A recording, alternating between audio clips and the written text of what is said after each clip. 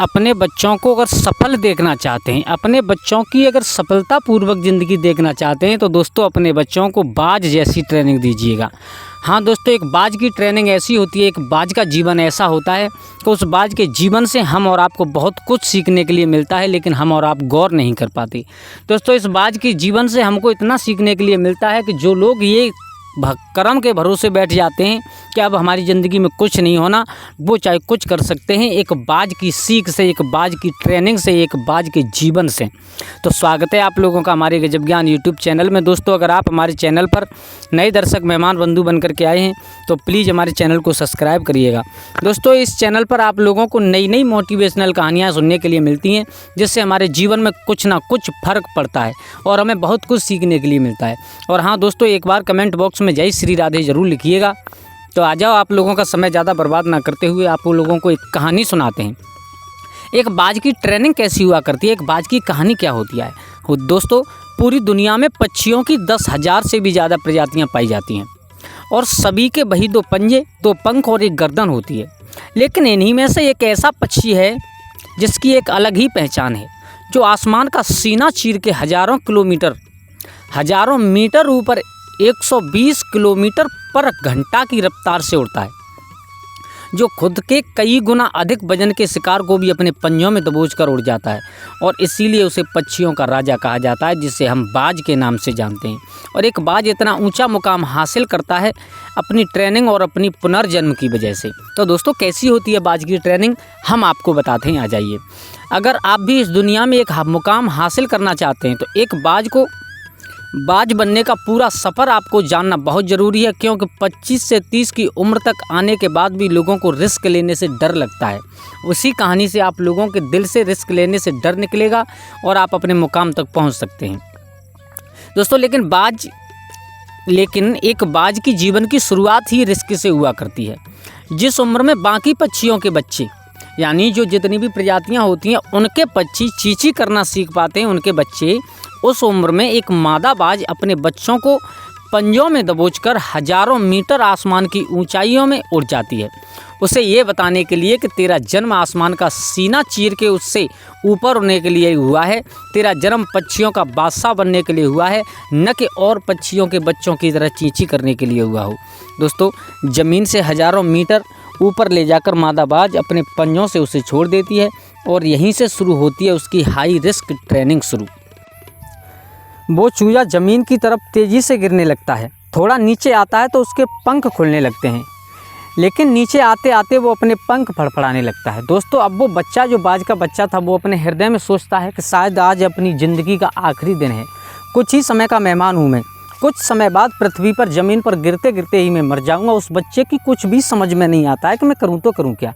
पंख फड़फड़ाने की कोशिश करता है, लेकिन उसके पंखों में इतनी जान नहीं होती कि उसके शरीर को साध सकें, उसके शरीर को रोक सकें और वो उड़ सकें। लेकिन वो अभी तक उड़ना नहीं सीखा है, वो ज़मीन से कुछ ही ऊपर होता है, ऐसा लगता है कि कुछ ही सेकंड में उसका जीवन समाप्त हो जाएगा। लेकिन दोस्तों ऐसा सोचता हुआ वो बच्चा आ रहा है नीचे, जब देखा कि पृथ्वी से अब थोड़ी सी ही दूरी बची है, अब मैं मरने वाला हूँ, तभी अचानक आसमान से एक पंजा आता है और वो पंजा उसको अपनी गिरफ्त में ले लेता है और वो पंजा होता है उसकी माँ का। हाँ दोस्तों, जो उसके पीछे पीछे ऊपर से ही चली आ रही थी, वो पंजा उसकी माँ का होता है। वो उस पंजे में पकड़ करके उस बच्चे को ले जा करके दोबारा उतनी ही ऊंचाई से फिर छोड़ देती है। अब की बार बच्चा फिर से ऊपर से गिरने लगता है, संभलता है, आंखें खुलती हैं, पंख खोलता है, फड़फड़ाता है। अब की बार थोड़ा सा उड़ने लगा, अब की बार थोड़ा सा उसे मौका मिला उड़ने का मेरे भैया, लेकिन वो उड़ नहीं पाता है। और ये ट्रेनिंग उसकी चलती है जब तक वो उड़ना सीख नहीं जाता है। दोस्तों इतनी हाई रिस्क ट्रेनिंग होने के बाद इस दुनिया को एक बाज मिलता है। बारिश के वक्त जब सारे पक्षी आश्रय की तलाश करते हुए अपना अपना घर ढूंढते हैं, तब यही बाज उसी बारिश में आसमान को चीरते हुए ऊपर निकल जाता है और बादल से कहता है, तुझे जितना बरसना है तू उतना बरस ले, मैं तो तुझसे भी ऊपर आ चुका हूँ। और मेरे भैया नीचे आकर के चैलेंज करता है। एक बाज की उम्र लगभग 70 साल की होती है और जब वह 40 वर्ष का होता है तो उसकी चोंच इतनी मुड़ जाती है कि उसे शिकार निगलने में बहुत परेशानी होती है। उसके पंख भारी हो जाते हैं, छाती से चिपकने लगते हैं, जिससे उड़ना बहुत मुश्किल हो जाता है। उसके पंख लंबे और लचीले हो जाते हैं, जिससे वो शरीर को सही से नहीं पकड़ पाता है। अब उस बाज के पास 3 रास्ते होते हैं।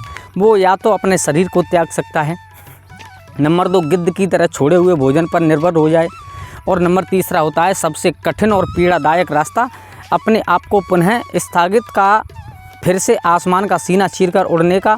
और वो इसी तीसरे रास्ते को चुनता है और अपने आप से सबसे ऊंची चोटी से पहुंच जाता है मेरे भैया। वहां पर अपना घोंसला बनाता है और फिर शुरू होता है परेशानियों को जड़ से उखाड़कर आसमान में उड़ने का सफ़र। वह अपनी चोंच को एक चट्टान पर मार मार करके तोड़ देता है, लहूलुहान हो जाता है और इंतज़ार करता है नई चोंच के आने का। उसके बाद अपनी नई चोंच से अपने पंजों को काट देता है और फिर इंतज़ार करता है नए पंजों के उग आने का। उसके बाद वह अपने एक एक पंख को अपने शरीर से अलग करता है और फिर इंतज़ार करता है नए पंख उगाने का। और इस प्रक्रिया में उसे लगभग पूरे 5 महीने बीत जाते हैं। इन 5 महीनों की कड़ी तपस्या से एक बाज का पुनः जन्म होता है। वो फिर से तैयार हो जाता है आसमान का सीना चीरकर उड़ने के लिए। जो 3 रास्ते के पास उसके पास 3 रास्ते थे, वही 3 रास्ते आपके पास होते हैं, लेकिन कुछ लोग पहले रास्ते को चुनते हैं और परेशानियों के गले दबकर सुसाइड कर लेते हैं। ज़्यादातर लोग दूसरे रास्ते को चुनते हैं, जो परेशानियों का बोझ पड़ते ही अपने लक्ष्य को छोड़कर एक नॉर्मल लाइफ जीने लगते हैं। और कुछ वो लोग भी होते हैं जो इस परेशानियों को लात मारकर अपनी मेहनत के दम पर बाज की तरह आसमान की बुलंदियों को छूते हैं। दोस्तों, बाज की यह ट्रेनिंग हमें बहुत बड़ी सीख देती है कि अगर रिस्क लेना पड़े तो लो, कि अपने फील्ड में अपने आप को इतना ट्रेंड कर लो कि उस फील्ड में आपसे ऊपर उड़ने के बारे में सोचकर लोगों के पसीने छूट जाएं, तभी आप अपने फील्ड के बादशाह कहलाओगे। तो दोस्तों, इस कहानी से क्या सीखने के लिए मिला? इस कहानी से यही सीखने के लिए मिला कि हमें जीवन में करने के लिए कुछ खोना पड़ता है। तो नमस्कार दोस्तों, आज के लिए बस इतना ही। कल फिर मिलते हैं किसी एक नई कहानी, एक नई चर्चा के साथ। तब तक के लिए सभी लोग आनंदित रहें, खुश रहें। जय श्री राधे, जय श्री राम।